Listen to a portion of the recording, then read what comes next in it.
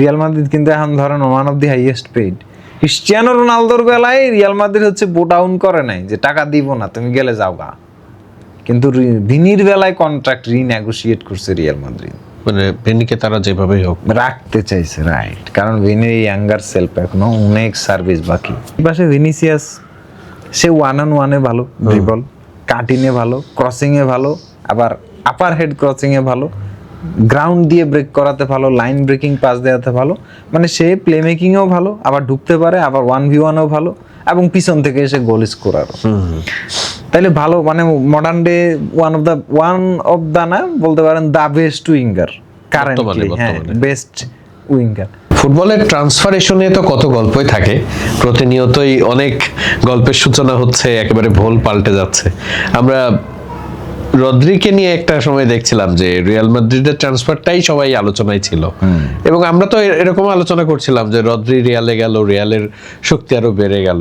এখন আবার একটু হাউতাশও আছে তাদের মাঝে, কিন্তু এখন আবার বার্সাতে চলে আসছে। পুনর সিনারিওটা আসলে আপনার কাছে কেমন লাগতেছে? না, এখানে যদি রদ্রি ট্রান্সফারটা দিয়েই ধরি, ধরেন রদ্রি এক প্লেয়ার, এমন একটা প্লেয়ার, সে বার্সায় গেলেও ইম্প্যাক্টফুল হবে, মানে দে নিড হিম, রিয়ালে গেলেও দে নিড হিম।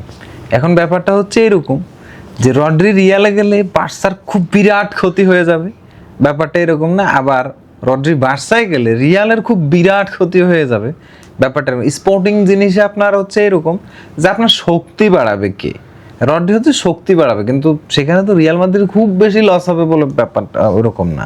রদ্রি যখন সেই জায়গাটাতে রিয়ালে যাইতো, তাহলে এই কন্ট্রোল জিনিসটাতে একটা ব্যালেন্স হইতে পারতো খেলার, কিন্তু খেলা হোল্ড করতে পারে রদ্রি। এখন সেই ব্যালেন্সটা হয়নি, কিন্তু তার মানে এই না যে রিয়াল মাদ্রিদের আইডিওলজিক্যাল ফুটবল স্টাইল নষ্ট হয়ে গেছে, না না না। ধরেন আপনার এই পাশে ভিনিসিয়াস, সে ওয়ান অন ওয়ানে ভালো, ড্রিবল কাটিংয়ে ভালো, ক্রসিংয়ে ভালো, আবার আপার হেড ক্রসিংয়ে ভালো, গ্রাউন্ড দিয়ে ব্রেক করাতে ভালো, লাইন ব্রেকিং পাস দেওয়াতে ভালো, মানে সে প্লে মেকিংয়েও ভালো, আবার ঢুকতে পারে, আবার 1v1ও ভালো, এবং পিছন থেকে এসে গোল স্কোরারও।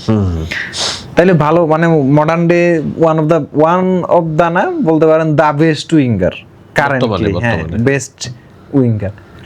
এখন আর রিয়াল কি করছে, ইয়ান দিয়ামন্ডেকে কিনছে, যে লেফট এবং রাইট দুটাতেই সমান খেলতে পারে, 1v1-এ ভালো, আবার যখন সে ভিতরে ঢুকে লেফটে যায়, মানে লেফট থেকে লেফটে কাটিং করলে সে ভিতরে ঢুকে, আর রাইটে গেলে রাইট ফুট দিয়ে সে ক্রস করে।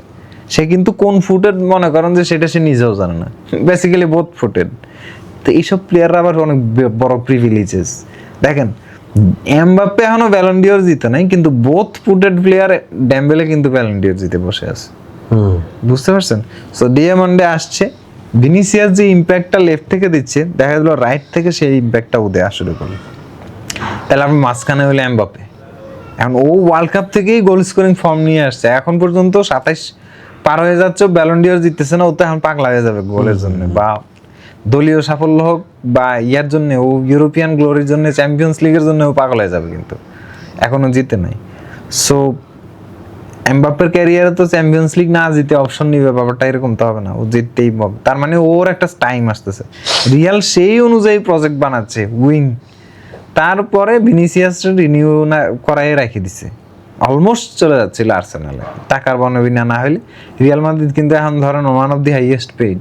ক্রিস্টিয়ানো রোনালদোর বেলায় রিয়াল মাদ্রিদ হচ্ছে বোট ডাউন করে নাই যে টাকা দিব না তুমি গেলে যাও গা, কিন্তু ভিনির বেলায় কন্ট্রাক্ট রিনেগোশিয়েট করছে রিয়াল মাদ্রিদ, মানে ভিনিকে তারা যেভাবেই হোক রাখতে চাইছে, রাইট। কারণ ভিনির ইয়াঙ্গার সেলফ এখনো অনেক সার্ভিস বাকি।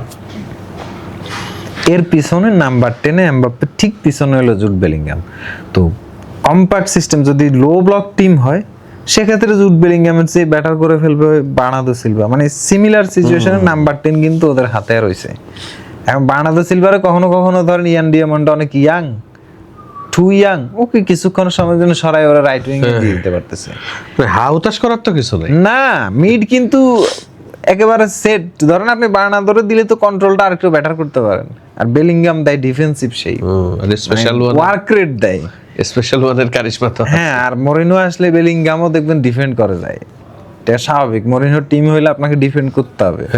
এরপরে ফেডেভার, মানে এই চারজনের সামনে আপনার ফেডেভার মধ্যে চুয়ামেনির মতো দুইটা ফিজিক্যাল মিডফিল্ডার রাখে দিয়ে তার পিছনে দেখেন ইয়াতে রাইট উইংয়ে ডামফ্রিসে নিয়ে আসছি। আগের ওই ফুলব্যাকটা কাজ করে নাই, ডামফ্রিসে নিয়ে আসছে। লেফটে হচ্ছে কুকুরিয়া যখন প্রয়োজন পড়ে তখন মিডে ড্রপ করে, তখন মিডে সে নিউমেরিক্যাল অ্যাডভান্টেজ নিয়ে আসতে পারে। তার মানে এই দিক দিয়ে ব্যালেন্স হচ্ছে।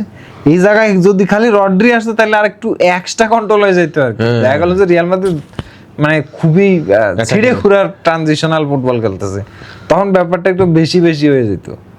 তা এখন ব্যালেন্স হয়েছে, এখন একটু ব্যালেন্স হয়ে গেল।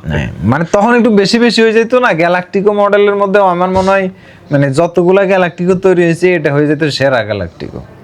মানে মডার্ন ফুটবলে আর অনেক বেশি এরা সব আগের যারা প্লেয়ার আছে ওরা তো ফাস্ট ছিল না এত, এরা কিন্তু সবাই ফাস্ট এখন ফাস্ট ফুটবলের। হ্যাঁ, তো ট্রানজিশন তো মানে আগের যতগুলো গ্যালাকটিকো মডেল সবগুলো দেখা গেল ফেল হয়ে যেত।